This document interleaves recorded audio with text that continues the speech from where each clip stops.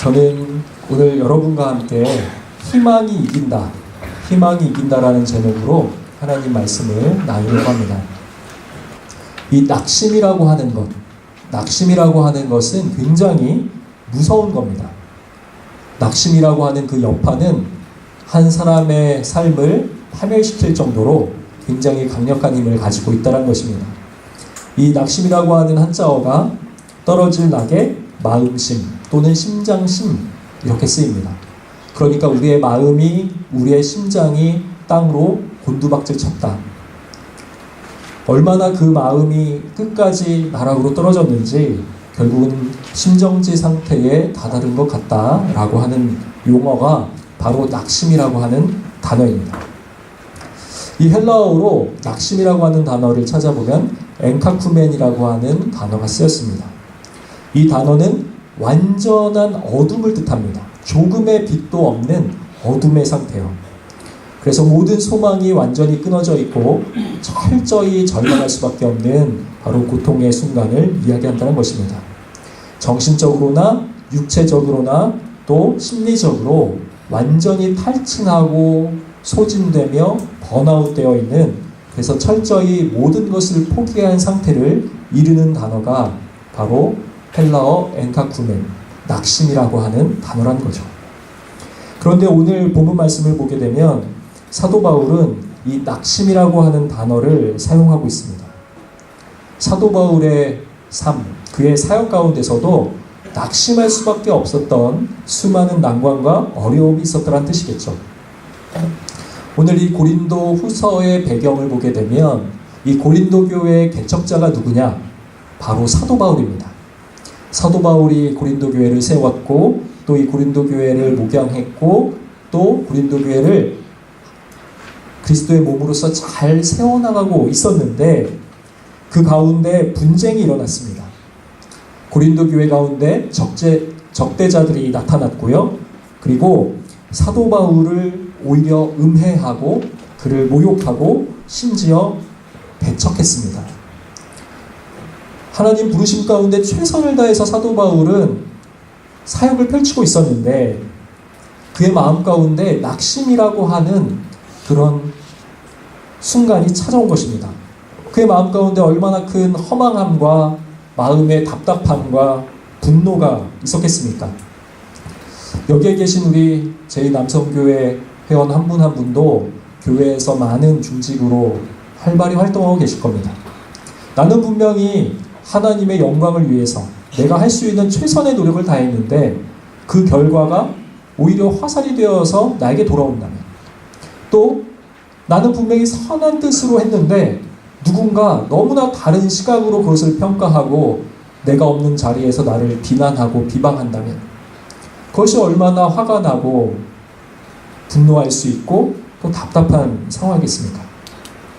사도 바울이 이렇게 낙심할 수밖에 없었던 것, 그것을 자신의 마음을 솔직하게 얘기하고 있는 부분이 있는데 한번 그것이 8절과 9절에 있습니다. 우리 8절에서 9절 말씀을 같이 한 목소리로 한번 읽어보도록 하겠습니다. 시작. 우리가 사망으로 우겨성을 당하여도 쌓이지 아니하며 답답한 일을 당하여도 낙심하지 아니하며 박해를 받아도 버림바 되지 아니하며 거꾸로뜨림을 당하여도 망하지 아니하고. 여기에 보면 사도 바울의 그의 실존적 상황이 나타나 있습니다. 네 가지로 나타나 있는데 첫 번째는 8절 초반부에 사방으로 무겨쌈을 당한다라고 얘기를 합니다. 사도 바울이 자신이 당했던 그 낙심의 순간을 사방에서, 동서남북에서 나를 억제어 오는 그 무게와 압력, 프레셔로 느꼈다는 겁니다. 사방팔방에서 자신을 짓누르는 바로 그것을 말하죠. 제가 제주도에 가서 이제 그곳에 있는 해양박물관에 갔는데 그곳에 스킨스쿠버 또는 우리 제주도 해녀들의 그런 삶이 영상으로 나타나고 보여지고 있었습니다. 그런데 보니까 그분들이 아무리 수영을 잘해도 물속에 오래 있다 보면 잠수병에 걸리게 되죠. 그리고 물 깊은 곳에 농구공, 그 딱딱한 농구공을 가지고 쫙 내려가는데, 해녀가 가지고 내려가는데 기압이 바뀌면서 엄청난 이 프레셔로 인해서 농구공이 쪼그라지더니 야구공만큼 쪼그라지더니 그냥 펑 하고 사라져버립니다. 그러니까 이 기압이 얼마나 사방팔방에서 누르는 기압이라고 하는 게 얼마나 강력한지 알겠죠. 사도 바울이 지금 그런 고백을 하는 겁니다. 사방에서 나를 우겨쌌는데 숨 쉴 틈도 없이 질식사시킬 것처럼 나를 괴롭히고 있다라는 것이죠. 스트레스를 받았다. 현대에서는 우리 이렇게 얘기합니다. 사도 바울이 받는 스트레스는 바로 이 유스트레스가 아닌 디스트레스였습니다. 자신을 굉장히 괴롭혀서 끝까지 어려움 가운데 처하게 만드는 그런 스트레스였던 거죠. 이런 우겨쌈을 당하고 있었고, 또 8절 뒤로 보게 되면 답답한 일을 당하고 있었다라고 되어 있습니다. 사도 바울이 경험했던 이 답답한 일은 헬라어로 아포레오라고 하는 단어가 쓰였습니다. 이 말은 안개에 완전히 휩싸여서 한 치 앞도 알 수 없을 때 쓰이는 단어입니다. 제가 얼마 전에 고속도로를 운전하면서 가고 있는데 정신이 번쩍 드는 문구가 있었습니다. 깜빡 졸음, 번쩍 젖음. 무섭죠?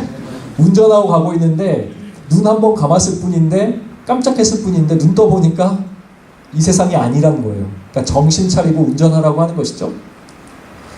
그것처럼 이 졸음 운전이 무서운 것처럼 안개가 운전하는데 뒤덮여 있는 겁니다. 한 치 앞도 알 수 없고 앞에 아무것도 보이지 않는 상태. 그것이 바로 이 단어의 뜻인데 사도 바울은 그렇게 답답함 가운데 있었다는 겁니다.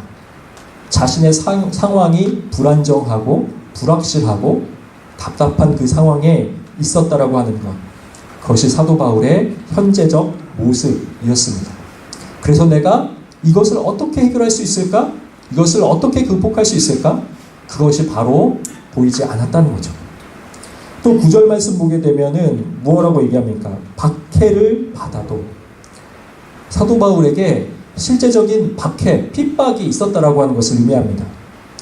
이것이 심리적으로도 박해가 있었지만 실제로 물리적인 폭행과 폭언과 폭력이 있었다는 것입니다. 그래서 영어 성경을 보게 되면은 이 박해를 받았다라고 하는 것을 쫓기고 있다. 그래서 나는 도망가야만 하고 숨어야만 한다. 나를 죽이려고 하는 무리들, 나를 힘들게 하고자 하는 수많은 사람들이 이 사도 바울을 쫓아다녔기 때문에 나는 도망가고 숨어야 된다라고 하는 그런 의미를 가지고 있는 것이죠. 다음으로 또 9절 말씀 보게 되면 내가 거꾸러뜨림을 당해도 라고 얘기합니다. 업사이드 다운, 완전 위와 아래가 바뀐 상태를 얘기하죠. 넉다운 당했다라고 이야기를 하는 겁니다. 나를 비난하고 나를 괴롭히는, 나를 거짓 유언비어로 중상모략하는 그 세력들로 인하여서 내가 거꾸러뜨림 당해서 절벽에 대롱대롱 매달린 것 같은 그런 상황이다 라고 이야기를 합니다.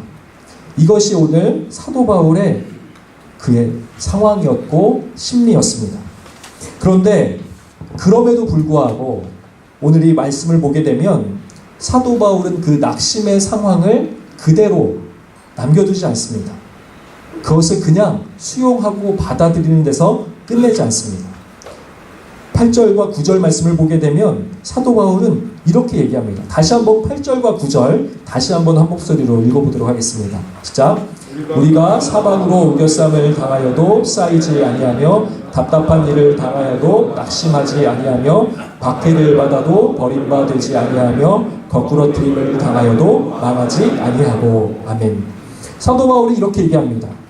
우겨쌈을 당하여도 쌓이지 않고 답답한 일을 당하여도 낙심하지 않고 박해를 받아도 버림받지 않고 거꾸러뜨림을 당해도 망하지 않는다.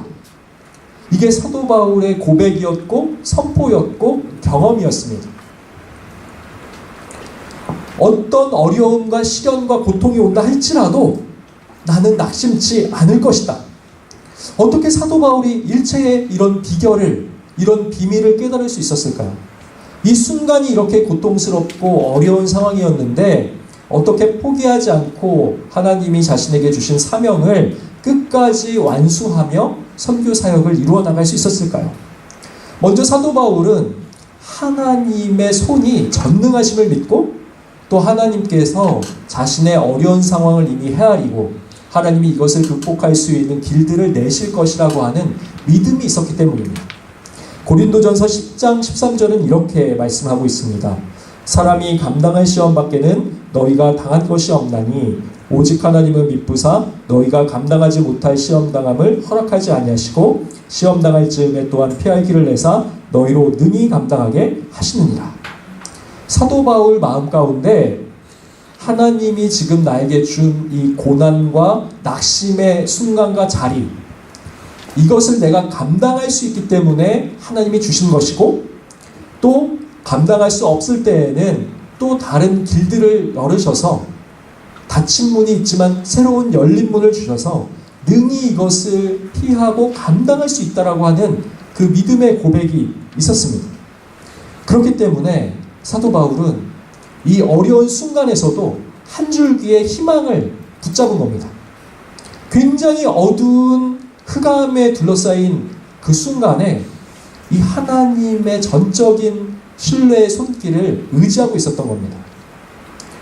보통 그리스도인들 중에서도 어려움이 찾아오면 그냥 그 어려움 가운데 하나님이고 뭐고 보이지 않고 그냥 낙담해서 낙심해서 하나님이 살아계시다면 어떻게 이렇게 할 수 있나, 오히려 한탄하고 하나님을 원망하고 신앙의 자리를 떠나는 이들도 있는가 반면에 오히려 그 큰 어려움과 고통 가운데 하나님을 붙잡고 하나님을 찾고 하나님의 말씀을 의지해서 한 발 한 발 나가는 신앙의 인물들이 있더라는 것입니다. 사도 바울은 그 본을 보여주고 있습니다. 그 어렵고 힘든 순간에도 하나님이 나의 구원자가 되시고 나의 피할 바위가 되시고 나의 피난처가 되시고 그분이 나의 구원의 뿔이 되시고 그분이 나의 능력이 되시고 그분이 나의 전능자가 되십니다. 그것을 신뢰했기 때문에 그는 그 삶을 포기하지 않고 그 희망의 한 줄기 빛을 붙잡은 것이죠. 다음으로 사도 바울이 어떻게 이 낙심의 순간 가운데 인생을 포기하지 않았는가. 오늘 7절 말씀 같이 한 목소리로 읽어보도록 하겠습니다. 시작. 우리가 이 보배를 질그릇에 가졌으니 이는 심히 큰 능력은 하나님께 있고 우리에게 있지 아니함을 알게 하려 함이라. 아멘. 사도 바울이 무엇이라고 얘기하냐면 보배가 있는데, 큰 보물이 있는데 그것을 질그릇에 가지고 있다라고 이야기합니다. 이것은 무슨 말이냐? 이 보배는 바로 예수 그리스도를 지칭합니다. 그런데 그 예수 그리스도가 어디에 있는가? 우리의 연약한 흙으로 창조된 질그릇인 우리 안에 이 보물이 되시는 예수 그리스도가 안에 있다라고 이야기한다는 것입니다. 질그릇이라고 하는 것은 어떤 거죠? 밥그릇이, 사기로 만든 밥그릇이 있는데 콘크리트 바닥에 집어던지면 어떻게 되겠습니까? 그냥 깨지겠죠. 질그릇이라고 하는 것은 연약함을 의미합니다. 부족함을 의미합니다. 유한함을 이야기합니다. 그러나 그 질그릇 안에 보배로우신 예수 그리스도가 함께할 때 능력이 나타난다는 거예요. 만약에 A4 한 장, 종이 한 장을 앞에다 놓고 그것을 손가락으로 팽팽하게 잡고 뚫으라고 하면은 누구든지 그 종이를 뚫을 수 있겠죠. 팽팽하게 잡고 있는 그 종이 한 장 정도, 신문지 한 장 정도 손으로 뚫을 수 있겠죠. 그런데 만약에 집 벽에다가, 시멘트로 만든 벽에다가 그 종이를 붙여놓고 손가락으로 뚫어보라고 하면 어떻게 될까요? 뚫으려고 힘차게 손을 내리치면 어떻게 되죠? 손가락이 부러지겠죠. 질그릇은 이 종이 같은 거예요. 한 장 종이. 그냥 세상 가운데 나가면 허망하게 무너질 수밖에 없고 찢어질 수밖에 없고 사라질 수밖에 없는 건데, 만약에 보배로우신 예수가 함께 하시면 우리 등 뒤에 그 벽이 있는 것처럼, 그 종이를 벽에 덧대놓은 것처럼 뚫을 수가 없다는 겁니다.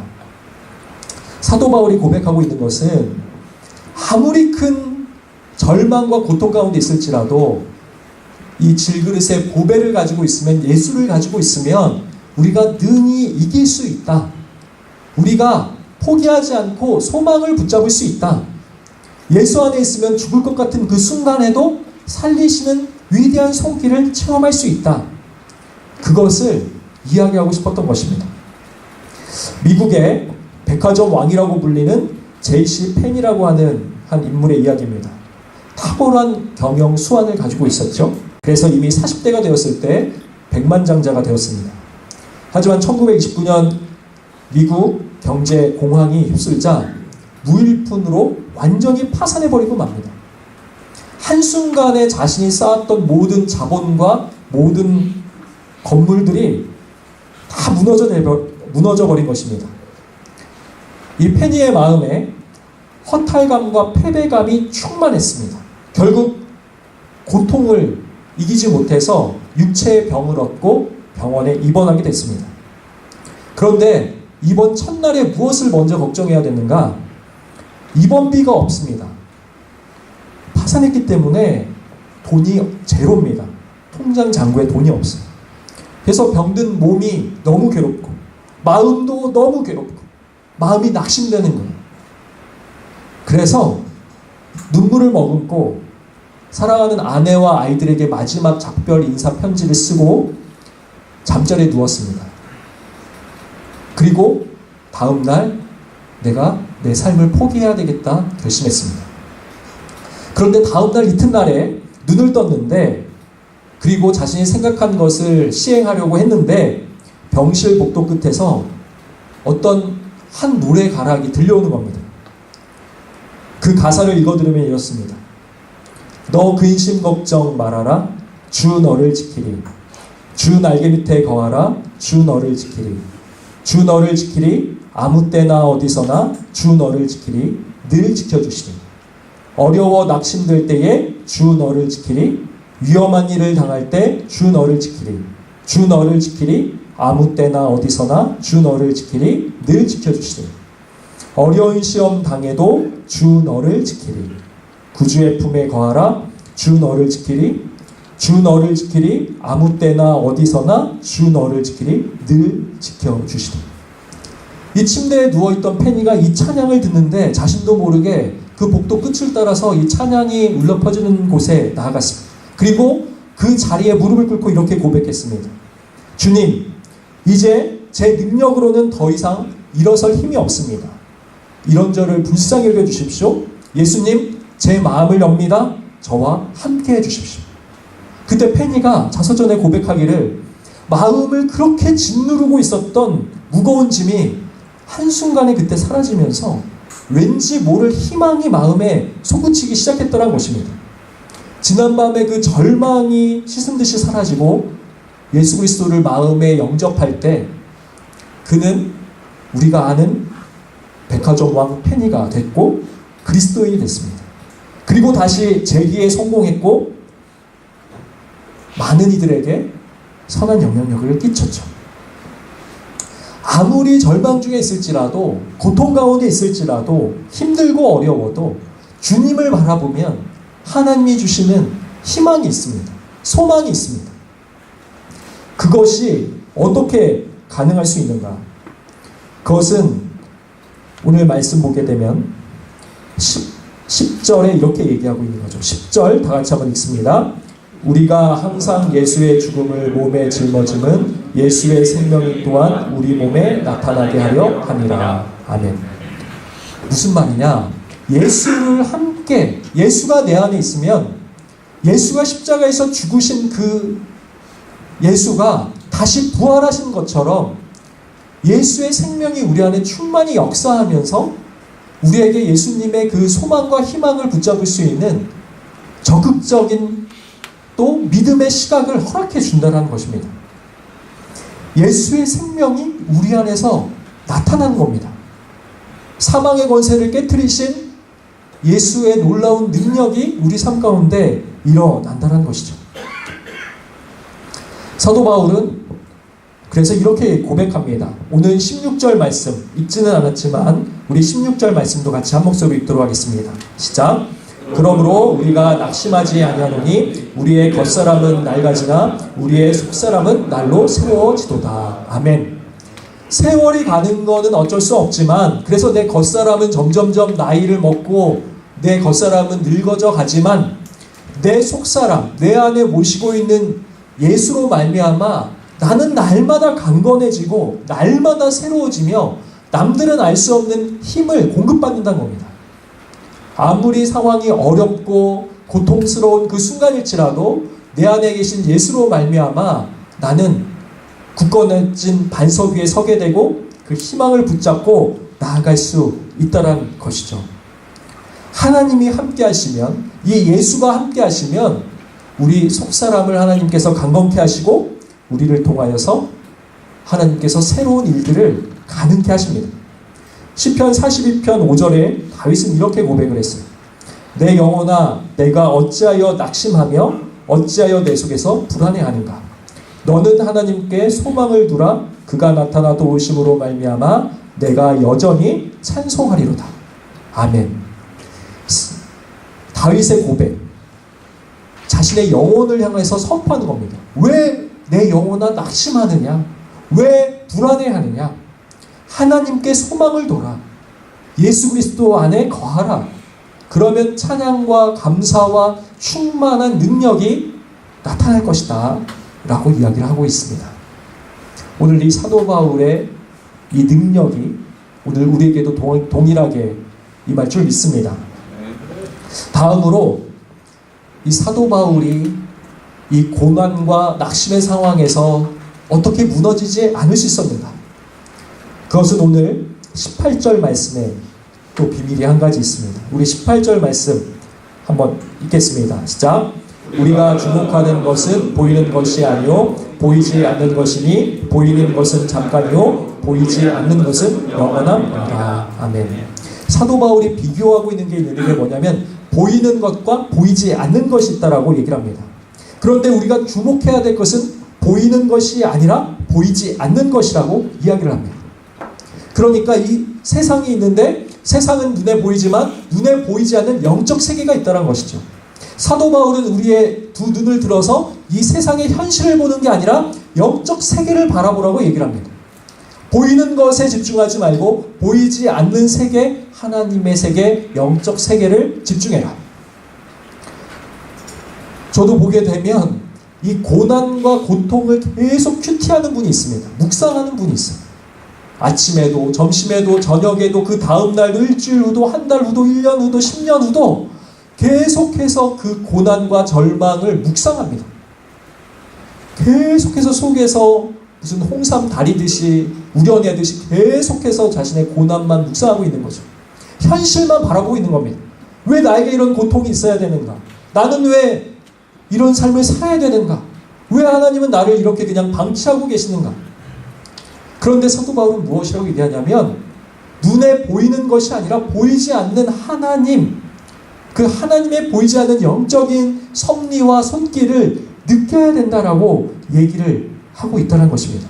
눈에 보이지 않는 하나님을 신뢰하고 하나님의 말씀을 믿고 한 발 한 발 나가다 보면 하나님이 주시는 새로운 길들을, 새로운 일들을 또 회복해 주시고 치유하시는 하나님의 위대한 손길을 경험할 수 있다는 것이죠.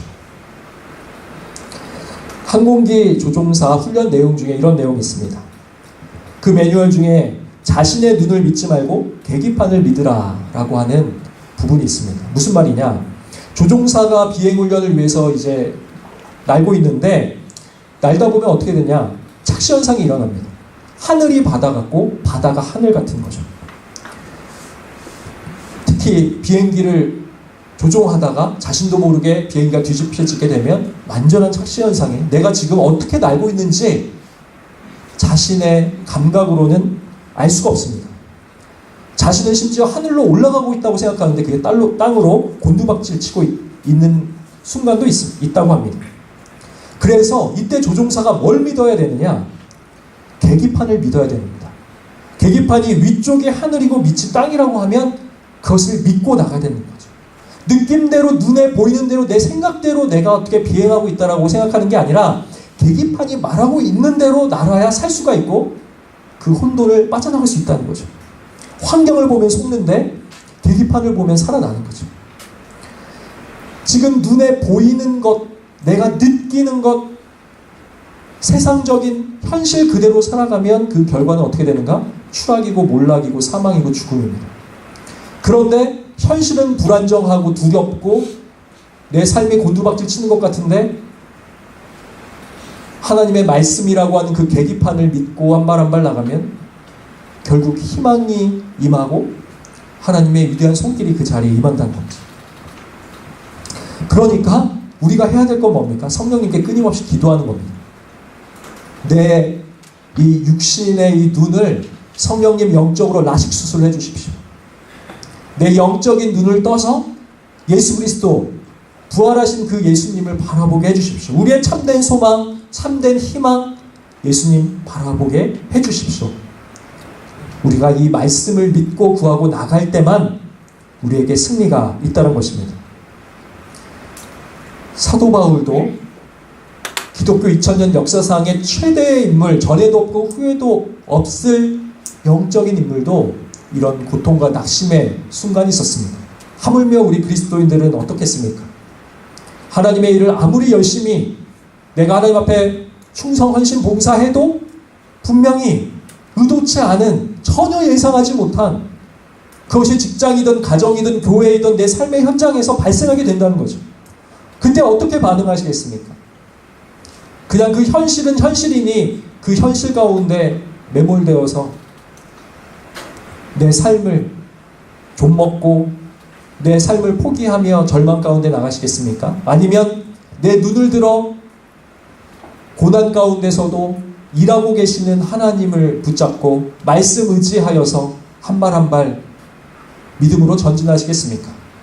우리 그리스도인의 삶은 바로 이 희망으로의 부르심이고 이 모습을 통하여서 많은 이들이 궁금해해야 합니다. 도대체 예수는 누구인가? 당신이 믿는 그 예수가 누구이길래? 당신이 다니는 그 교회의 비밀은 무엇이길래? 이렇게 동일한 조건의 악상황에서, 악조건에서 어떻게 마음의 평정심을 유지할 수 있으며 심지어 감사할 수 있으며 어떻게 그 순간을 묵묵히 불평하고 원망하지 않고 이겨낼 수 있는지, 그것이 그리스도인들의 비밀 아니겠습니까? 그것은 내가 한 것이 아니오 내 안에 예수 그리스도가 계시기 때문에 가능한 것이다라고 우리 삶 속에서 예수를 증거할 수 있지 않겠습니까? 오늘 이 하나님의 놀라운 영광의 능력이 우리 제2남성교회 살아가시는 모든 삶의 현장 가운데 임하시기를 주님의 이름으로 축원합니다. 기도하겠습니다. 하나님 아버지, 오직 예수 그리스도만이 우리의 소망 되심을 이 시간 고백합니다. 하나님, 우리가 어떠한 상황과 여건 가운데 있다 할지라도 우리를 기억하여 주시고 긍휼히 여겨 주시옵소서. 이 세상을 향하여 곤두박질 치는 인생이 아니라 우리의 영원한 반석 되신 하나님과 우리의 부활의 주님이 되신 예수 그리스도를 향하여 전진하는 우리 제2남선교회 회원 한 분 한 분 되실 수 있도록 주님 은혜 나려 주시옵소서. 성령님, 이 자리 가운데 함께하여 주셔서 한국교회와 열방을 향하여 힘차게 뻗어나가는 우리 제2남선교 위에 성령의 기름 부으심과 성령 충만케 하시는 역사가 흘러 넘치게 하여 주시옵소서.